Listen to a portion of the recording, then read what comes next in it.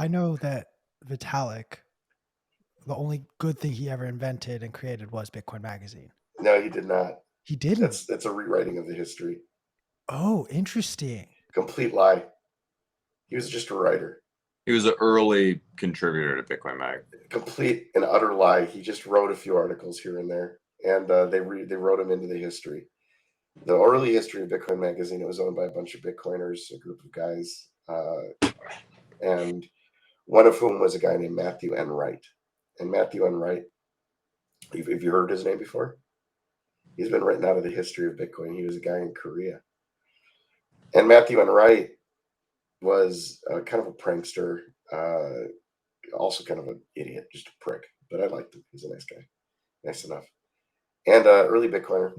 And he was one of the big owners of Bitcoin Magazine, like one of the major owners, probably even instrumental in Bitcoin Magazine. And Pirate at 40 was having some trouble paying bets. Matthew N. Wright created this bet. He said that, I think it was September 14th, he believed that Pirate at 40 would pay off this debt. September 14th, 2013 or something, 2014, maybe probably 2013 or 2012. I don't remember what year it was. You can actually find the spreadsheet online still, I believe. Matthew N. Wright's spreadsheet and who's on it. You'll recognize a lot of the names. But he made this bet. I think it was for 10,000 Bitcoin or $10,000 worth of Bitcoin. I don't remember exactly. But that he said that Pirate would pay off this, any of the debts that he owed.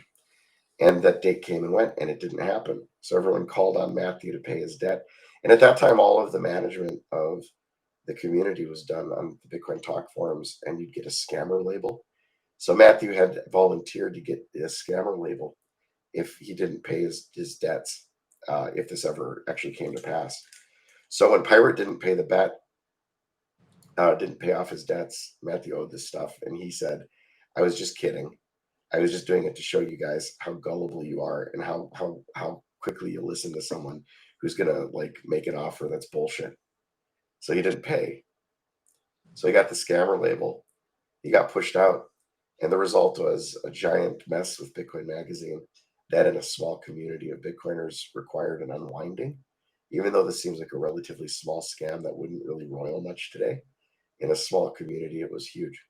So Bitcoin Magazine was ripped away from him, and Tony Galipi stepped in, financed it, bought it, rebranded it, and did a number of other things until eventually David bought it. I don't know who David actually bought it from, but I imagine it was Tony. And Vitalik had literally virtually nothing to do with any of that. He got rewritten in later. So he wrote himself in, almost Someone like. wrote him in. Probably Tony. Interesting. But it's all bullshit. Vitalik has used that as like an affinity piece. He did nothing. Vitalik did nothing.